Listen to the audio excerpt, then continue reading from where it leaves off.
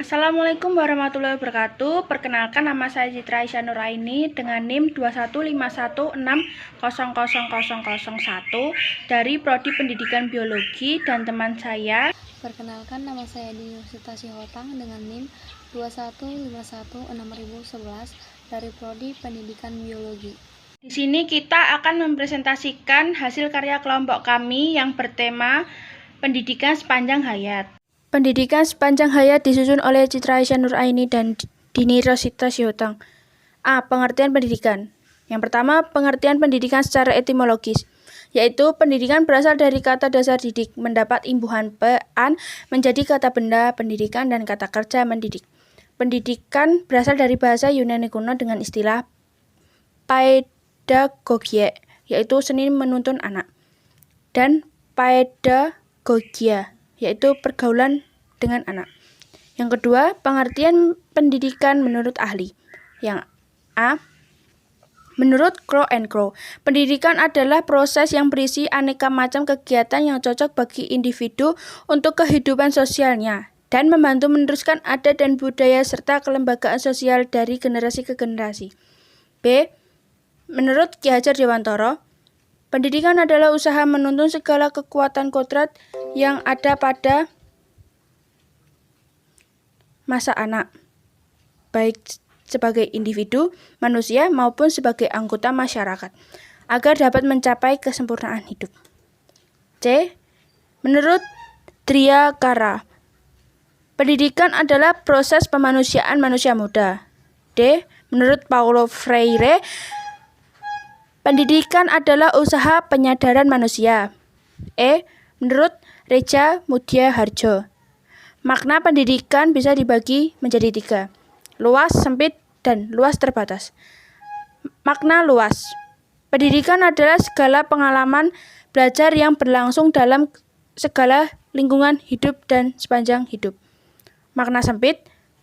Pendidikan adalah segala pengaruh yang diupayakan sekolah terhadap anak. Makna luas terbatas, yaitu pendidikan adalah usaha sadar yang dilakukan oleh keluarga, masyarakat, dan pemerintah melalui kegiatan bimbingan, pengajaran, dan atau latihan yang berlangsung di sekolah dan di luar sekolah. B. Pengertian pendidikan sepanjang hayat. Dalam arti luas, pendidikan sepanjang hayat atau lifelong education adalah bahwa pendidikan tidak berhenti hingga individu menjadi dewasa, tetapi tetap berlanjut sepanjang hidupnya. Pendidikan sepanjang hayat menjadi lebih tinggi urgensinya pada saat ini karena manusia perlu terus-menerus menyesuaikan diri supaya dapat tetap hidup secara wajar dalam lingkungan masyarakatnya yang selalu berubah. Pengertian pendidikan sepanjang hayat menurut beberapa pakar pendidikan, antara lain, yang pertama, menurut Dekker tahun 1974 mengemukakan bahwa pendidikan sepanjang hayat adalah perbuatan manusia secara wajar dan alamiah yang prosesnya tidak selalu memerlukan kehadiran guru, pamong, atau pendidik. Proses belajar tersebut mungkin tidak didasari oleh seseorang atau kelompok, bahwa ia atau mereka telah atau sedang terlibat di dalamnya. Kegiatan belajar sepanjang hayat terwujud apabila terdapat dorongan pada diri seseorang atau kelompok untuk memenuhi kebutuhan belajar dan kepuasan, serta apabila ada kesadaran dan semangat untuk belajar selama hayat masih dikandung badan. Yang kedua, menurut Gestrelius tahun 1977 mengemukakan bahwa pendidikan sepanjang hayat mencakup interaksi belajar, pembelajaran, penentuan bahan belajar dan metode belajar, lembaga penyelenggara, fasilitas administrasi, dan kondisi lingkungan yang mendukung kegiatan belajar berkelanjutan. Dalam pendidikan ini termasuk pula peranan pendidik dan peserta didik yang harus dan saling belajar, pengelolaan kegiatan belajar, dan faktor-faktor lainnya yang mendukung terjadinya proses belajar. Di sisi lain, dari pendidikan sepanjang hayat adalah peluang yang luas bagi seseorang untuk terus belajar agar dapat meraih keadaan kehidupan yang lebih baik.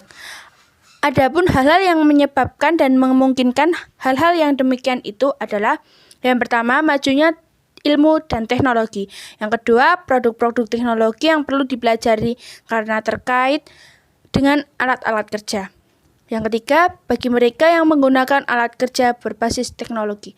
Yang keempat, perubahan sosial sebagai dampak majunya ilmu dan teknologi. Pendidikan sepanjang hayat merupakan jawaban terhadap kritik-kritik yang dilontarkan pada sekolah. Sistem sekolah secara tradisional mengalami kesukaran dalam menyesuaikan diri dengan perubahan kehidupan yang sangat cepat dalam abad terakhir ini dan tidak dapat memenuhi kebutuhan-kebutuhan tuntutan-tuntutan manusia yang semakin meningkat. Pendidikan di sekolah hanya terbatas pada tingkat pendidikan sejak kanak-kanak sampai dewasa. Tidak akan memenuhi persyaratan yang dibutuhkan dunia yang berkembang sangat pesat. Dunia yang selalu berubah ini membutuhkan sesuatu sistem yang fleksibel. Pendidikan harus tetap bergerak dan mengenal inovasi secara terus-menerus. Melalui proses belajar sepanjang hayat inilah manusia mampu meningkatkan kualitas kehidupannya secara terus-menerus, mampu mengikuti perkembangan ilmu dan teknologi, serta perkembangan masyarakat yang diakibatkannya dan budaya untuk menghadapi tantangan masa depan, serta mau dan mampu mengubah tantangan menjadi peluang. C. Dasar pikiran pendidikan sepanjang hayat. Ada beberapa cara untuk meninjau dasar pikiran mengenai pendidikan sepanjang hayat. Di antaranya yaitu yang pertama, tinjauan ideologis.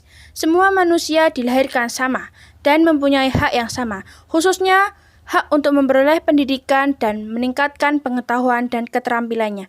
Yang kedua, tinjauan ekonomis. Salah satu cara keluar dari lingkaran antara kebodohan dan kemelaratan atau kemiskinan ialah dengan pendidikan seumur hidup. Yang ketiga, tinjauan sosiologis. Salah satu masalah pendidikan di negara berkembang adalah pemborosan pendidikan yang disebabkan oleh sebagian orang tua kurang menyadari pentingnya pendidikan, putus sekolah, bahkan tidak sekolah sama sekali. Hal itu dapat mengakibatkan tambahnya jumlah buta huruf, terutama orang tua yang lahir pada zaman yang belum berkembang pesat seperti sekarang ini. Yang keempat, tinjauan politis. Negara kita adalah negara demokrasi, di mana seluruh warga negara wajib menyadari hak dan kewajibannya di samping memahami fungsi pemerintah.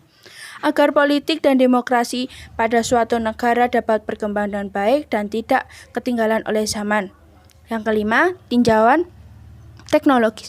Dengan majunya ilmu pengetahuan dan teknologi, para pemimpin, teknisi, guru, dan sarjana dari berbagai disiplin ilmu harus senantiasa menyesuaikan perkembangan ilmu dan teknologi untuk menambah cakrawala pengetahuan di samping keterampilan. Yang keenam, tinjauan psikologis dan pedagogis. Tidak ayal lagi bahwa perkembangan ilmu pengetahuan dan teknologi berpengaruh besar terhadap pendidikan, khususnya konsep dan teknik penyampaiannya. Oleh karena perkembangan ilmu dan teknologi semakin luas dan kompleks, maka tidak mungkin segalanya itu dapat diajarkan kepada anak di sekolah. Maka dewasa ini, tugas pendidik formal yang utama adalah bagaimana mengajarkan cara belajar, menanamkan motivasi yang kuat pada anak untuk belajar sepanjang hayatnya, memberi keterampilan kepada anak untuk secara lincah menyesuaikan diri kepada lingkungannya, masyarakat yang dengan cepatnya berubah-ubah. D. Ciri-ciri manusia yang menjadi pelajar sepanjang hayat. Yang pertama, memiliki kesadaran bahwa dirinya harus belajar sepanjang hayat. Kedua, memiliki pandangan bahwa belajar hal-hal yang baru merupakan cara logis untuk mengatasi masalah. Yang ketiga, bersemangat tinggi untuk belajar pada semua level. 4. Menyambut baik perubahan. 5. Percaya bahwa tantangan sepanjang hidup adalah peluang untuk belajar hal baru. 6. Memiliki rasa ingin tahu yang tinggi. 7. Memiliki sifat kepercayaan diri atau optimisme yang tinggi. 8. Memiliki sifat ikhlas dan kesabaran dalam mencari ilmu pengetahuan sebanyak-banyaknya. 9. Memiliki sifat konsisten yang tinggi dan tidak putus asa untuk terus belajar. 10. Memiliki visi dan misi yang jelas dalam hidupnya. Yang 11. Tuntutan pekerjaan. Karakteristik pendidikan sepanjang hayat. Adapun karakteristik pendidikan sepanjang hayat yaitu yang pertama, hidup seumur hidup dan pendidikan merupakan 3 istilah pokok yang menentukan lingkup dan makna pendidikan seumur hidup. Yang kedua, pendidikan tidaklah selesai setelah berakhirnya masa sekolah, tetapi merupakan sebuah proses yang berlangsung sepanjang hidup. Yang ketiga, pendidikan seumur hidup tidak diartikan sebagai pendidikan orang dewasa, tetapi pendidikan seumur hidup mencakup dan memadukan semua tahap pendidikan, pendidikan dasar, pendidikan menengah, dan sebagainya. Nomor 4, pendidikan seumur hidup mencakup pola-pola pendidikan formal maupun pola-pola pendidikan non-formal.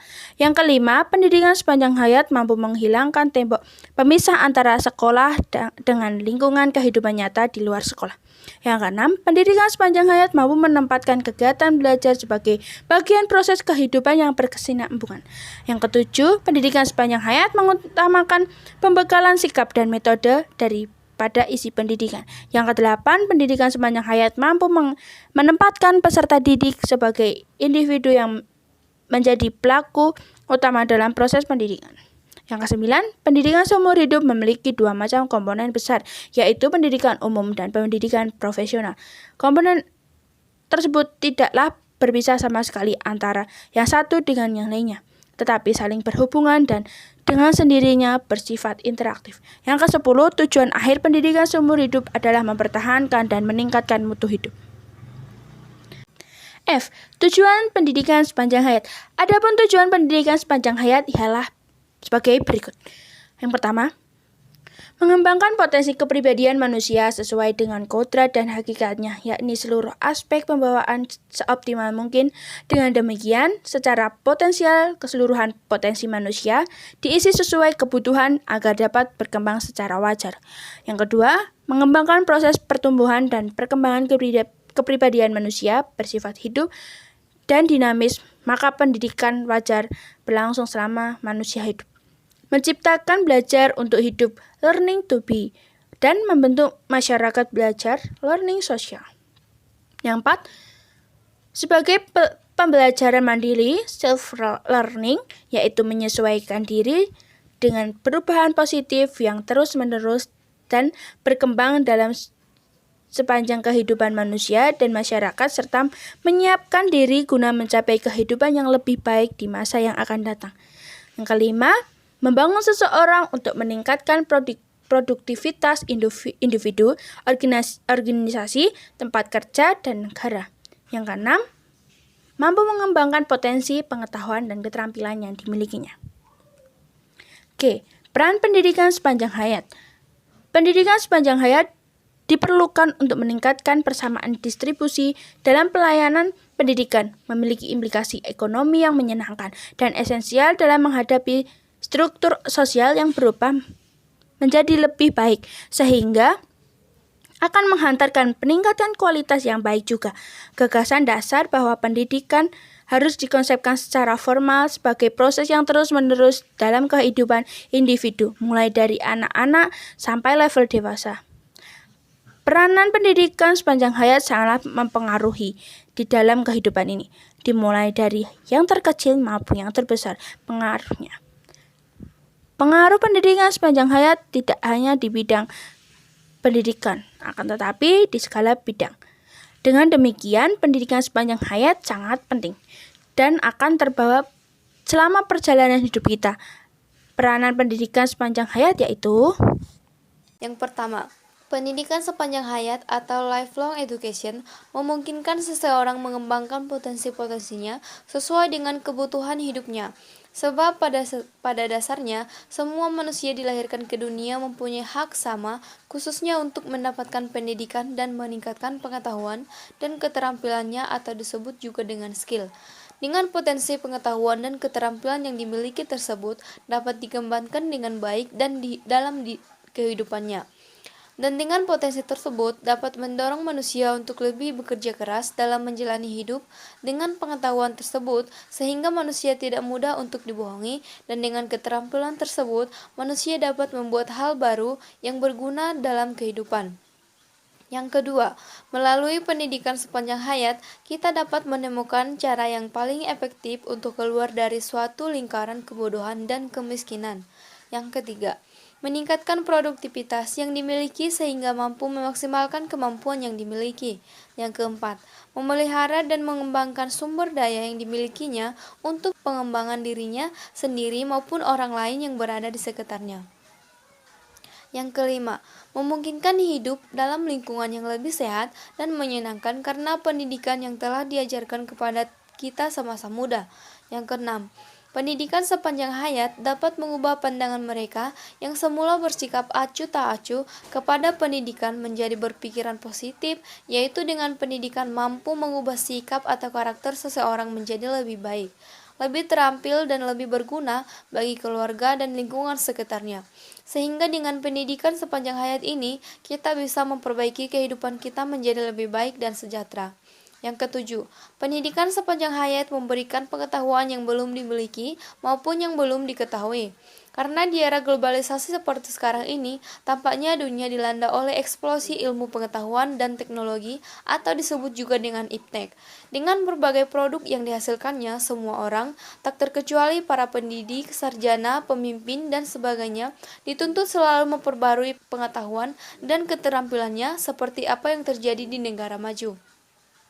Yang kedelapan, pendidikan mengajarkan bagaimana cara belajar, menanamkan motivasi yang kuat dalam diri anak untuk belajar terus sepanjang hidupnya, memberikan skill kepada anak didik secara efektif agar dia mampu beradaptasi dalam masyarakat yang cenderung berubah secara cepat.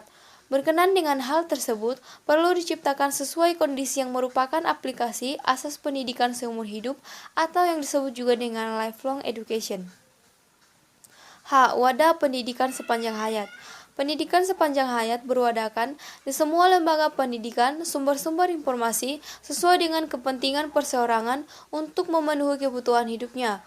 Oleh karena itu, lembaga dari pendidikan sepanjang hayat adalah lembaga pendidikan yang selama ini kita kenal, yaitu yang meliputi yang pertama, pendidikan di dalam sekolah. Pendidikan dalam sekolah adalah suatu proses yang berlangsung di sekolah secara teratur dan bertingkat mengikuti syarat-syarat yang jelas dan ketat. Dalam arti pendidikan formal berada dalam lingkup sekolah dengan adanya kurikulum. Tujuan pendidik adalah untuk memperkaya budi pekerti, pengetahuan, dan untuk menyiapkan seseorang agar mampu dan terampil dalam suatu bidang pekerjaan tertentu. Yang kedua, pendidikan luar sekolah.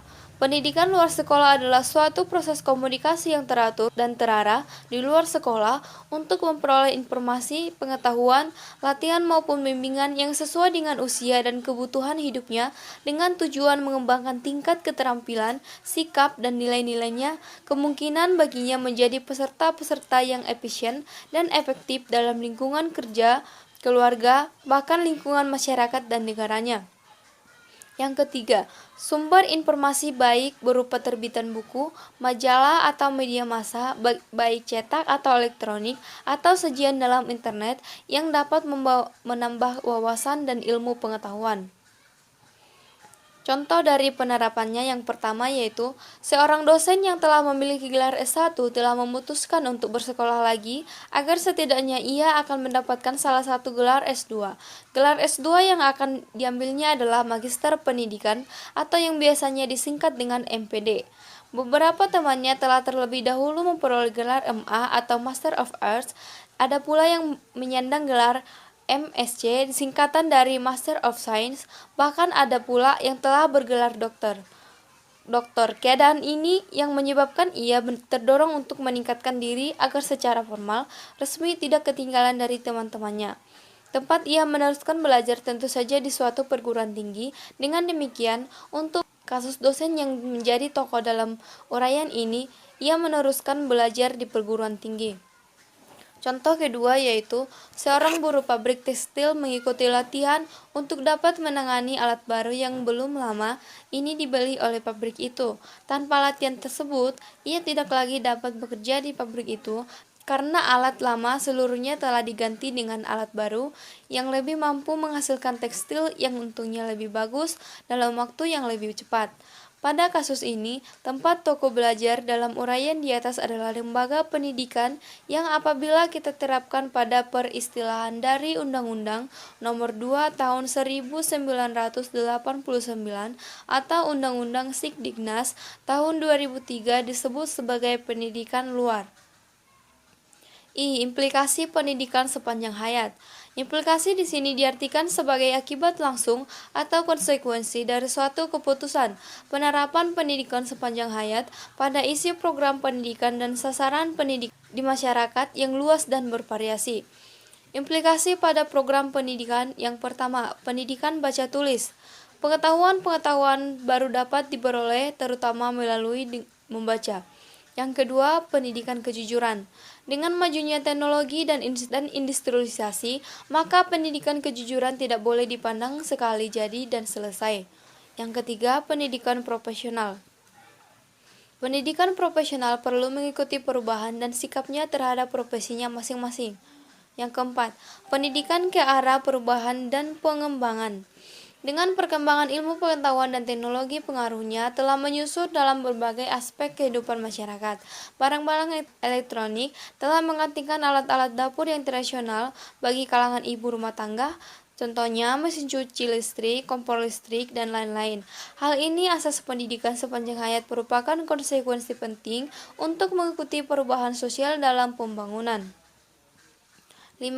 Pendidikan kewarganegaraan dan kedewasaan politik. Dalam pemerintahan dan masyarakat yang demokratis, maka kedewasaan warga negara dan para pemimpinnya dalam kehidupan negara sangat penting. Untuk itu, pendidikan kewarganegaraan dan kedewasaan politik itu merupakan bagian yang penting dari pendidikan sepanjang hayat. Dengan adanya pendidikan tersebut, pemerintahan dan masyarakat bisa saling bekerja sama dan dalam membangun dunia politiknya yang lebih baik. Yang keenam, pendidikan kultural dan pengisian waktu luang. Seseorang yang disebut terpelajar atau educated man harus memahami dan menghargai nilai-nilai yang terkandung dalam sejarah, pandangan hidup, dan kesenian dari bangsanya sendiri. Pengetahuan terhadap nilai-nilai tersebut, di samping memperkaya khasanah hidupnya, juga memungkinkan untuk mengisi waktu luangnya yang lebih menyenangkan. Atas dasar itu semua, maka pendidikan kultural dan pengisian waktu luang secara konstruktif merupakan bagian penting daripada pendidikan sepanjang hayat. Implikasi pada sasaran pendidikan. Yang pertama, para petani. Di negara yang berkembang, para petani merupakan golongan penduduk yang paling besar. Biasanya cara hidup mereka masih tradisional dan masih percaya mitos dan lain-lain. Hal ini disebabkan oleh dasar pendidikan yang rendah atau mungkin sama sekali tidak memperoleh pendidikan formal. Yang kedua, para remaja yang putus sekolah. Mereka keluar dari sekolah karena berbagai sebab, contohnya bosan, kurang bakat, kurang biaya, dan lain-lain. Yang ketiga, peran pekerja yang berketerampilan. Supaya dapat menghadapi setiap tantangan hari depan mereka, hendaknya diberikan kepada mereka program pendidikan kejujuran dan teknik yang dapat meningkatkan pengetahuan dan keterampilan yang telah mereka miliki. Yang keempat yaitu para teknis dan golongan profesional. Pada umumnya, golongan ini menduduki posisi penting dalam masyarakat. Golongan ini sangat menentukan berhasil tidaknya pembangunan. Untuk selalu menambah dan mempengaruhi pengetahuan dan keterampilan, maka program pendidikan seumur hidup sangat penting baginya. Yang kelima, para pemimpin masyarakat. Hendaknya mereka ini mampu memadukan antara pengetahuan dengan berbagai keahlian, di samping harus selalu memperbarui sikap dengan gagasannya sesuai dengan kemajuan dan pembangunan. Yang kelima, para anggota masyarakat yang sudah tua. Karena pesatnya kemajuan ilmu pengetahuan dan teknologi, banyak pengetahuan yang belum mereka ketahui pada waktu masih muda, jumlah mereka semakin lama semakin bertambah besar karena bertambah panjangnya usia rata-rata manusia, disebabkan oleh kesehatan mereka menjadi lebih baik. J. Kelemahan pendidikan sepanjang hayat. Perkembangan pendidikan tidak benar jika dikatakan bahwa tidak ada perbaikan dalam kehidupan kita sebagai bangsa. Cukup banyak perbaikan atau kemajuan yang kita capai berkat diselenggarakannya kegiatan pendidikan sepanjang hayat. Permasalahannya ialah bahwa laju perbaikan kemudian yang Kehidupan yang kita capai selama ini kalah cepat dengan laju perkembangan berbagai permasalahan yang kita hadapi. Di samping itu, kemajuan yang dicapai oleh negara lain, misalnya negara-negara ASEAN, dalam berbagai bidang kehidupan, rupanya juga lebih pesat dari kemajuan yang kita capai. Dari dua hal inilah kita dapat mengambil kesimpulan bahwa pendidikan sepanjang hayat mempunyai kelemahan-kelemahan. Kelemahan-kelemahan tersebut diantaranya yang pertama, kegiatan pendidikan non-formal yang diselenggarakan sekarang ini masih belum dapat menyentuh seluruh golongan masyarakat. Masih banyak kalangan masyarakat yang tidak mempunyai kesempatan ataupun keinginan untuk mengikuti program pendidikan formal. Akibatnya adalah masih terlampau banyak kalangan dalam masyarakat yang tidak terlibat dalam usaha untuk memperbaiki pola kehidupan bersama. Banyak kalangan dalam masyarakat yang dari tahun ke tahun hidup dan bekerja dengan pola yang sama atau kurang memadainya pengetahuan akan pendidikan.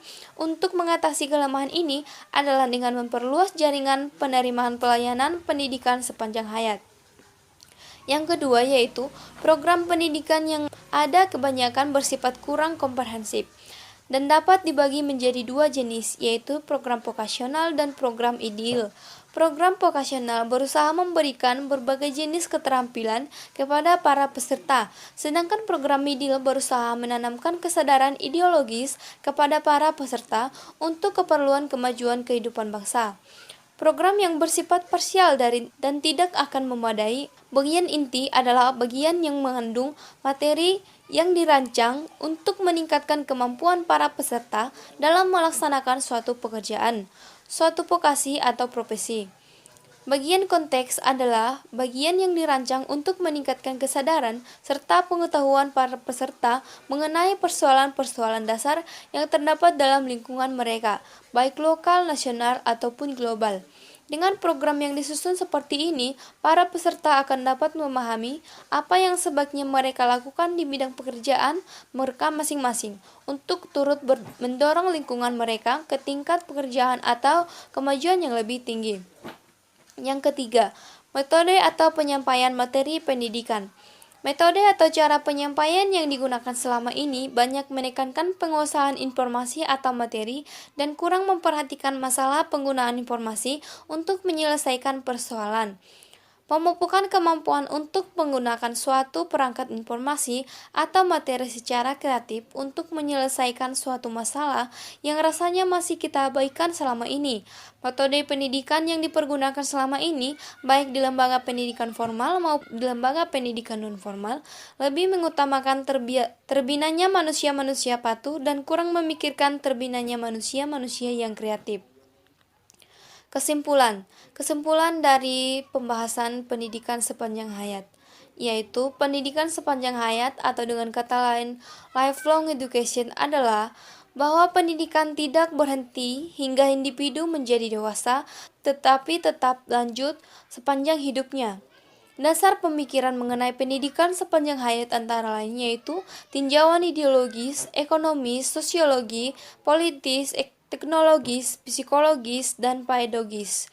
Asas pendidikan seumur hidup itu merumuskan suatu asas bahwa proses pendidikan merupakan suatu proses kontinu yang bermula sejak seseorang dilahirkan hingga meninggal dunia. Tujuan dari pendidikan sepanjang hayat yaitu mengembangkan potensi kepribadian manusia sesuai dengan kodrat dan hakikatnya, yakni seluruh aspek pembawaannya seoptimal mungkin. Sekian dari hasil presentasi kami mengenai pendidikan sepanjang hayat atau lifelong education.